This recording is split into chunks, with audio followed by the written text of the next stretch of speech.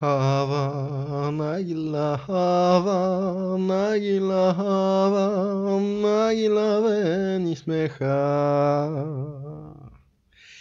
les petits gnous, c'est Garga. Alors on va parler de quoi? On va parler de Pegasus. Non, pas celui-là, là, pas le My Little Pony, ça va être Pegasus, le logiciel espion israélien. Et ouais, d'où le Havanagila, le Pegasus et tout, tout est lié, c'est ça le professionnalisme. Alors, Pegasus, quoi que c'est? Pegasus, on va regarder vite fait, c'est un logiciel espion destiné à attaquer les smartphones sous iOS et Android. Il est conçu et commercialisé dès 2013 par l'entreprise israélienne NSO Group. Et les premières traces de cette intrusion ne sont découvertes qu'en 2016. Installé sur l'appareil, il accède aux fichiers, messages, photos et mots de passe, écoute les appels et peut déclencher l'enregistrement audio, la caméra ou la géolocalisation. Pratique, hein. Oui, non, vous inquiétez pas les petits gnous, c'est tellement cher que c'est pas pour le faquin moyen, c'est pour les États, voilà, c'est un logiciel mercenaire qui sert qui est vendu à des États pour espionner, on va voir quoi. Pegasus est officiellement vendu uniquement à des organisations étatiques, alors officiellement, hein, après peut-être qu'ils font autre chose, pour la surveillance des personnes soupçonnées de terrorisme et d'autres crimes graves. Dans la pratique, il se révèle être aussi utilisé par des régimes démocratiques et des régimes autoritaires pour surveiller des journalistes, des opposants politiques et des militants des droits humains. Les téléphones aux États-Unis, au Royaume-Uni, en Chine, en Russie, en Israël ou en Iran seraient par défaut exclus des possibilités de ciblage. Tiens. Pegasus ne permet plus de cibler les pays de l'alliance Five Eyes, qui regroupe les États-Unis, le Canada, le Royaume-Uni, l'Australie et la Nouvelle-Zélande. En gros, c'est le Commonwealth, quoi. Le logiciel peut uniquement espionner les téléphones de ces pays lorsque le client est du même pays. D'accord, ok. Bien. Bon, on a vu ça. Ok, allez, on attaque. Donc, Washington a placé le logiciel israélien sur liste noire. Donc, ça, c'était en novembre 2021. Donc, voilà, c'est pas tout à fait récent. Les autorités américaines ont placé mercredi sur liste noire le groupe israélien NSO, créateur du logiciel Pegasus, blablabla. Ok. Qu'est-ce qu'il y a eu d'autre? Israël a accusé d'avoir utilisé le logiciel espion Pegasus contre ses propres citoyens. Donc c'est un article de RFI qui date du 18 janvier 2022. Voilà, alors selon le quotidien israélien Calcaliste, le logiciel espion du groupe israélien NSO a été utilisé par la police israélienne en dehors de tout cadre légal afin d'espionner des citoyens israéliens. Voilà, alors la police israélienne nie en bloc, mais bon en fait non, jusque-là les téléphones de plusieurs militants des droits de l'homme palestiniens avaient été infectés par le logiciel espion, mais aucune preuve n'avait été apportée quant à son utilisation contre des citoyens israéliens. Voilà, tant que c'est des Palestiniens ça va, mais quand ça devient des Israéliens là, quand même. Mais bon, depuis l'année dernière, Pegasus est au cœur d'un scandale mondial d'espionnage vendu à certains pays, dont le Maroc. Le logiciel espion aurait servi à voler des données sur les téléphones de journalistes, de militants ou encore de responsables politiques, parmi lesquels figure le président français Emmanuel Macron. Alors bon, on parlait du Maroc, justement, le Maroc porte plainte contre un journaliste espagnol. Celui-ci avait accusé Rabat de l'avoir espionné via le logiciel espion Pegasus. Le Maroc, accusé par un consortium de médias internationaux d'avoir utilisé le logiciel espion Pegasus, a porté plainte contre un journaliste espagnol qui dit avoir été la cible de l'espionnage de Rabat, a-t-on appris lundi de sources judiciaires. Alors c'est un article qui est trouvé sur msn.com, mais qui est de l'AFP. Dans sa plainte que l'AFP a pu consulter, le Maroc exige que ce spécialiste des relations entre l'Espagne et le Maroc, travaillant pour le média en ligne El Confidencial, soit condamné par la justice à revenir sur ses accusations et à rembourser aux autorités marocaines leurs frais de justice. Dis donc. Ils en sont là les mecs. Le royaume du Maroc n'est pas responsable de l'espionnage d'Ignacio Cambrero, Sembrero, c'est pas Sombrero, c'est Sembrero plutôt, ou d'un autre citoyen, et ne possède pas le programme Pegasus, affirme l'avocat du royaume chérifien. C'est un procès politique pour restreindre la liberté d'expression, a dénoncé monsieur Sembrero sur son compte tweeté. Une vaste enquête menée par un consortium de médias internationaux sur la base de données obtenues par l'organisation l'organisation Forbidden Stories et par Amnesty International avait révélé à l'été 2021 que Pegasus, conçu par l'entreprise israélienne NSO, aurait permis d'espionner les numéros d'au moins 180 journalistes et de centaines de politiciens, militants des droits humains ou chefs d'entreprise. Le Maroc faisait partie des pays ayant eu recours à ce logiciel espion selon cette enquête, ce que Rabat a toujours nié catégoriquement. Alors, ok, est-ce que voilà, le scandale Pegasus a pris une tournure inattendue lorsque le gouvernement a annoncé en mai que les portables du Premier ministre Pedro Sanchez et de plusieurs ministres avaient été espionnés l'an dernier via Pegasus. Le gouvernement assure qu'il s'agit d'une attaque externe, mais affirme ne pas savoir qui peut en être l'origine. Plusieurs médias espagnols ont évoqué pour leur part une possible implication du Maroc, alors qu'une grave crise diplomatique qui a pris fin mi-mars opposait les deux pays au moment des faits. Ok. Alors, on reste un petit peu en Espagne. Indépendantiste catalan espionné, enquête espagnole sur le fabricant de Pegasus. C'est un article de The Times of Israel du 8 juillet 2022 à 10h01. La police espagnole a annoncé jeudi avoir ouvert une enquête contre la société israélienne NSO qui fabrique et commerciale le logiciel Pegasus, accusé d'avoir été utilisé pour espionner des responsables indépendantistes catalans entre 2017 et 2020. Alors, ça c'est rigolo parce qu'en fait la justice espagnole ouvre une enquête contre la société NSO. Mais alors, blablabla, cette enquête vise à vérifier si les délits ont été commis dans la création et la fourniture du programme Pegasus à des tiers, ainsi que des actions ou omissions ayant permis de contribuer volontairement et consciemment à l'espionnage des responsables catalans, selon un document judiciaire consulté par l'AFP.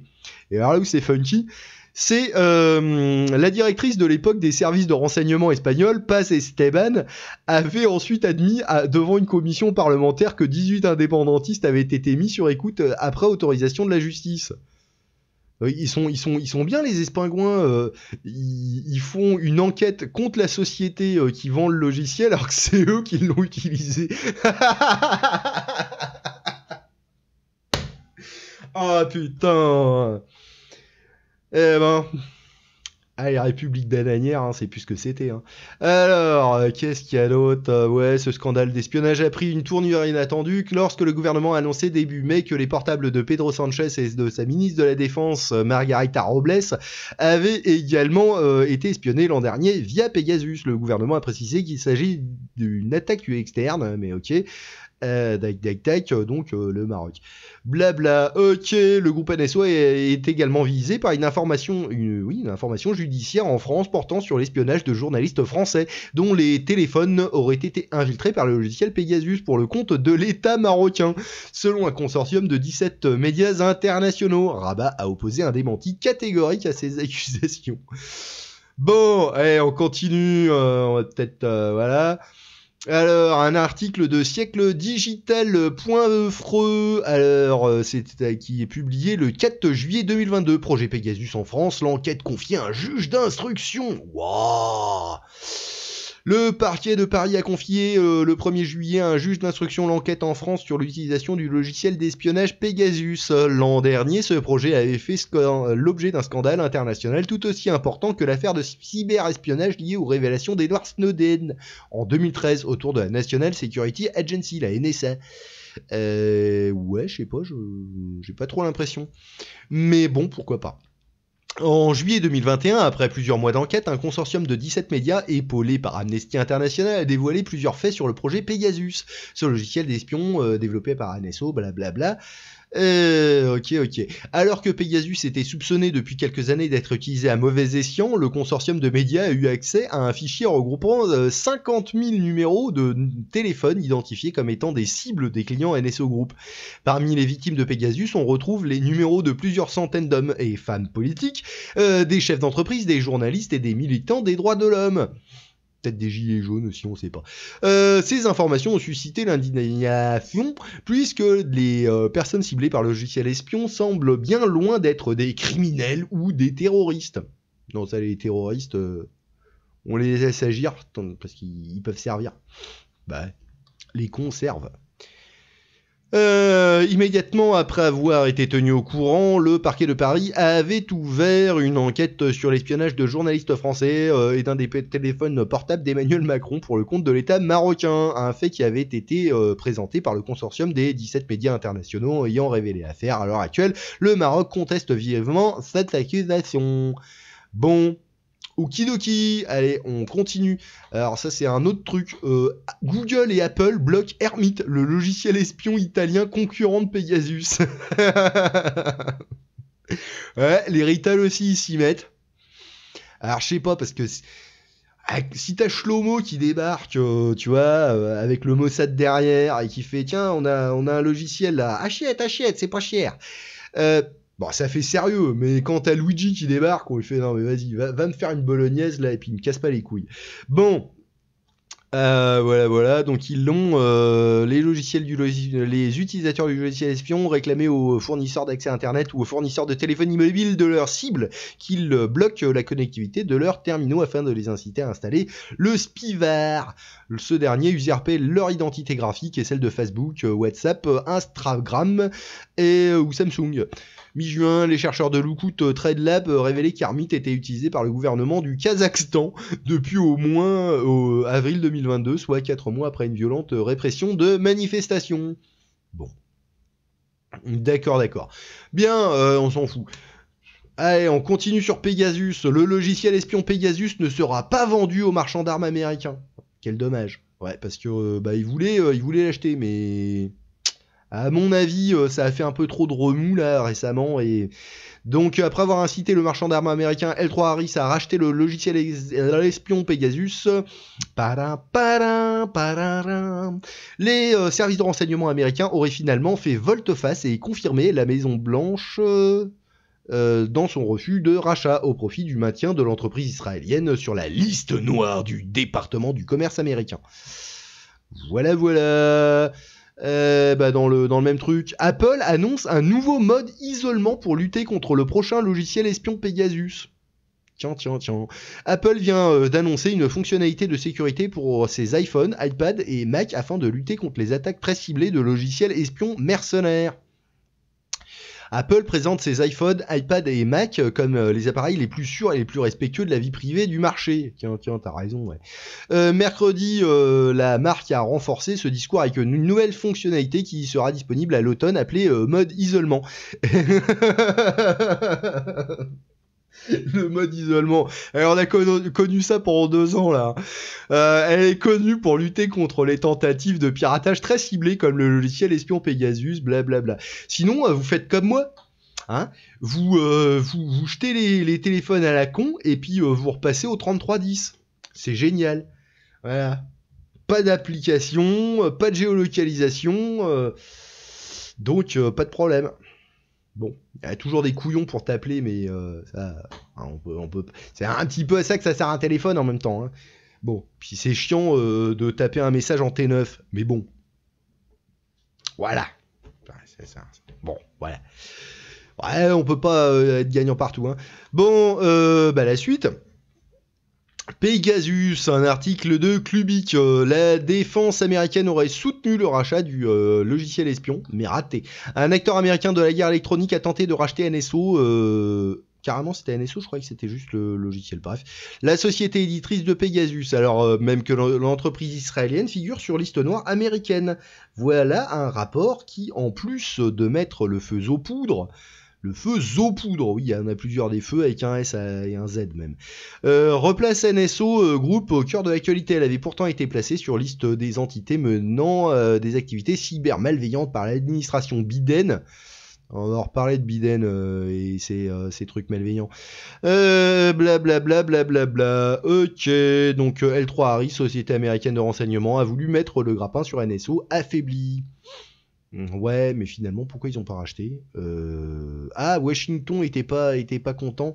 Ils ont fait ouais, non mais non, vous déconnez, ça sert à rien de l'acheter, on a déjà notre truc. Personne n'est au courant, donc ça sert à rien d'acheter un truc que tout le monde connaît. Je pense que ça devait être un truc comme ça. Bref, allez, on passe avec un article de NotreTemps.com. Reporters sans frontières va lancer son laboratoire de cybersécurité pour les journalistes. Un an, alors c'est un article du 12 juillet 2022 à 20h par l'AFP. Un an jour pour jour après les révélations sur de l'utilisation de logiciels d'espionnage Pegasus à l'échelle mondiale, Reporters sans frontières lancera lundi son laboratoire de criminal. Un an jour pour jour après les... Ok, situé à Berlin, ce laboratoire dit Digital Security Lab a été conçu pour mener les analyses poussées sur les appareils de journalistes qui suspectent, oui ça part bien la France, faire l'objet d'une surveillance numérique, annonce l'ONG dans un communiqué.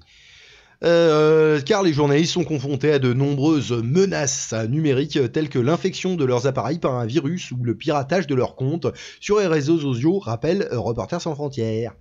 Bah oui mais les mecs, quelle idée, hein 3310, y'a que ça de vrai. Là tu risques pas de te retrouver avec Pegasus sur le cul, hein. Enfin c'est sûr. Avec ce laboratoire, l'organisme de défense de la liberté de la presse entend apporter une réponse aux nombreuses demandes d'aide que nous recevons de journalistes du monde entier qui craignent d'être espionnés ou d'être devenus la cible d'autres formes de cyberattaques, explique Christian Mir, directeur de RFF Allemagne. Tous les journalistes suspectant d'être espionnés en raison de leur travail pourront solliciter l'aide du laboratoire, blabla. Bah en fait, si tu veux être à la cool, tu prends un 3310 pour tes appels, et t'as un autre numéro que personne ne connaît à part toi, bon, c'est toujours trouvable, sur lequel tu peux accéder à Internet parce que tu l'as mis dans un smartphone, par exemple. Ouais, il y a toujours des solutions pour faire James Bond. Bon bah ouais, bah écoute, c'est rigolo tout ça, je sais pas quoi dire de mieux, donc phagocytez l'algorithme de Melle, mettez un pouce en l'air, un pouce en bas, allez vous faire foutre, ou pas, et puis bisous bisous les petits gnous, amusez-vous bien.